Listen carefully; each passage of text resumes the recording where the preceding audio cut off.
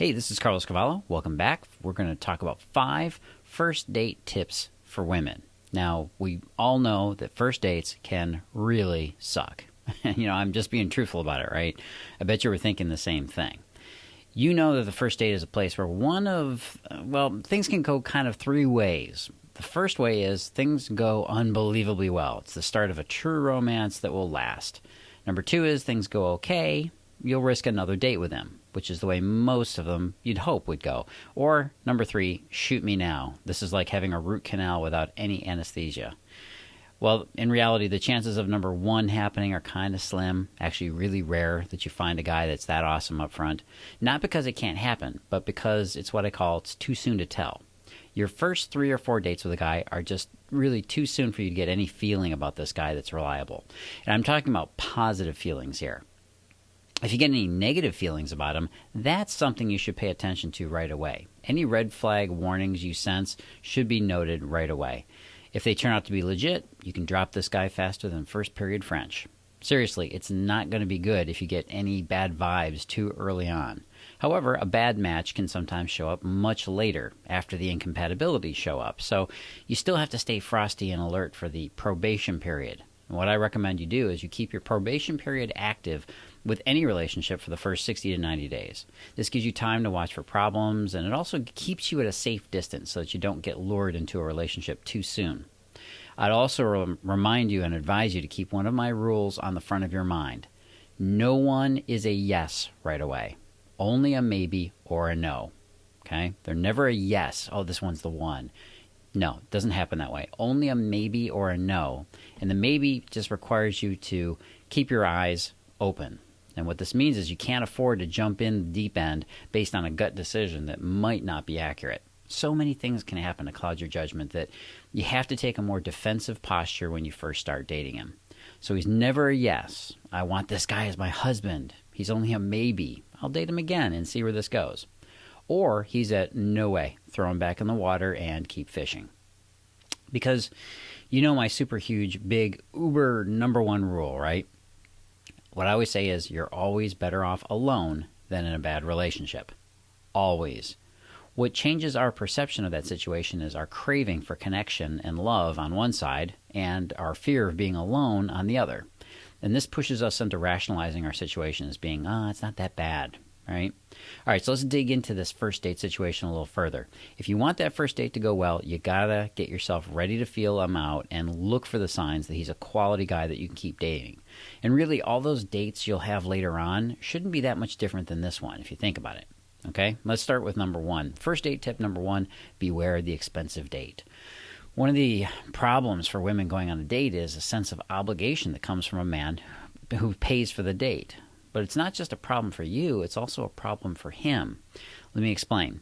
In today's culture, the question of who pays is a tricky subject. If you pay for your share of the meal, you feel as if this avoids any feelings of sexual obligation on your part, right? You don't have to put out for him buying you a meal. After all, some women feel as if there's a built-in reciprocity, that now you owe him something, right? Well, after all, you've been told that you can pay for your own way, and you're independent. You don't need men for anything.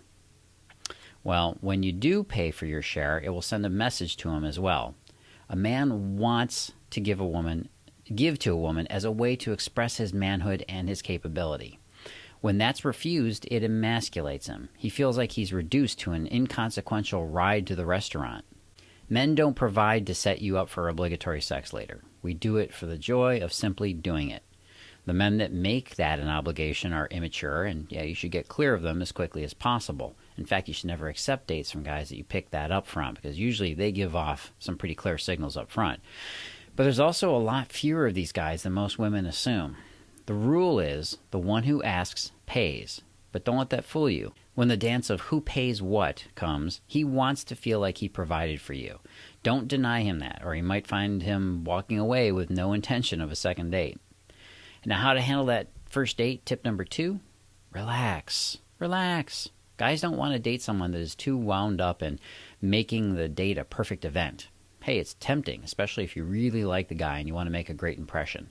But the danger here is to get into a belief that the more perfect you make yourself to him, the more desirable you will be, and therefore the more attracted he will be to you.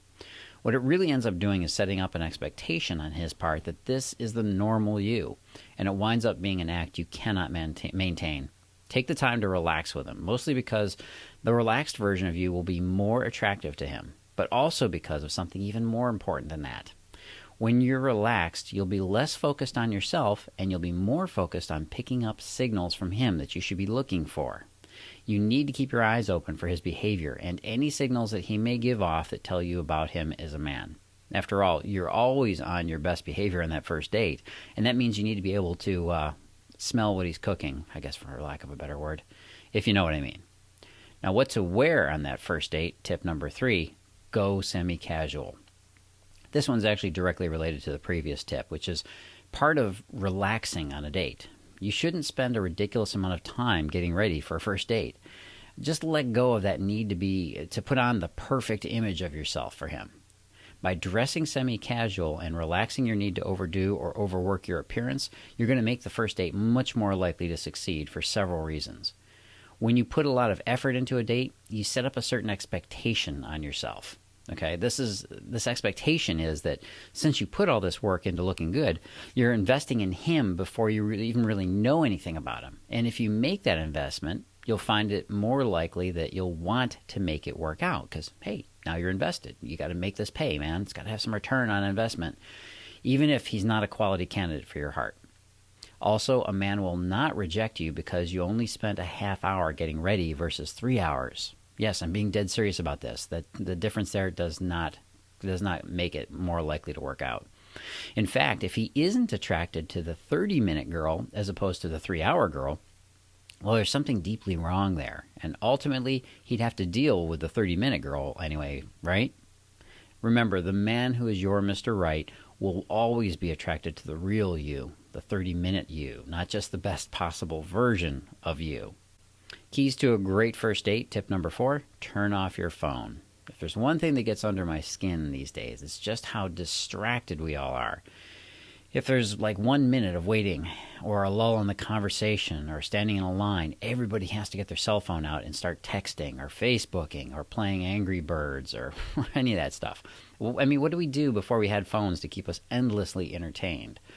In this age of distraction we live in, the one thing a man wants from his experience with you is to simply experience you being present and with him. So make sure you keep your phone silent and resist the urge to check in with your girlfriend's texts, the ones that are asking you, how's it going? What's he like? No one will die because you didn't post a picture of your meal on your Facebook wall. Just give yourself a chance to sink into the moment with him so you can never wonder if you might have missed out on your soulmate. Show him the respect that he deserves on that first date by not being distracted or interrupted by your smartphone.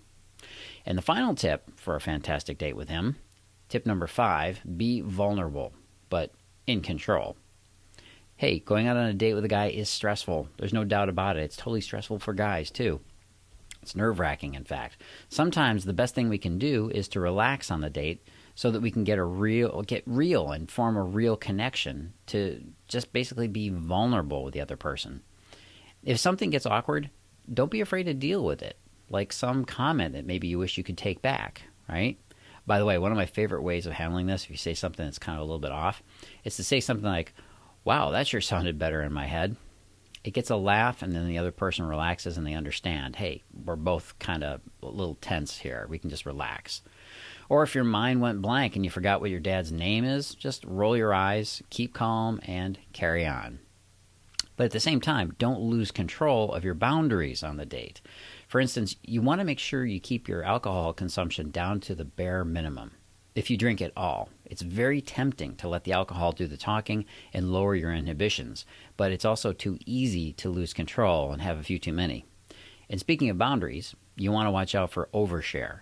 That's when you might be tempted to give up a little too much detail about your personal life to him. No matter how great a connection you might feel you have with him, you don't want to go too far. Another important boundary is to consider your physical boundary with him. You always have to have a clear picture of what is and isn't acceptable on the first date as far as physical touch goes and sexual connection. For example, hand touch and holding, maybe a hug and a kiss, well, that's acceptable. But sex on the first date, yeah, your mom probably told you this and it's actually true. you should avoid it at all costs. No matter what you may have heard about women being able to date like men, it's not really true, and it's also not what men really want. Keep the focus of your first date on friendly talk and fun, and let go of any approval anxiety so that you can see not only his red flags, but any of the good signals that tell you maybe he is the kind of guy you want to go out with on date number 2. If you'd like to know more about the signals that men give off so you can read them like a book, whether it's your first date or your 30th, then I urge you to go take a look at this special offer for a program that I've got for you that'll make all the difference in your relationship with him. It's called Read His Signals. These are the 7 telltale signals that all men give off that show you if he's really in love with you. And you can go check it out now. Go on over to datingadviceguru.com/read his signals. That's datingadviceguru.com/read his signals. And I wish you the best of luck on that first date. I'll be talking again soon. This is Carlos Cavallo from datingadviceguru.com.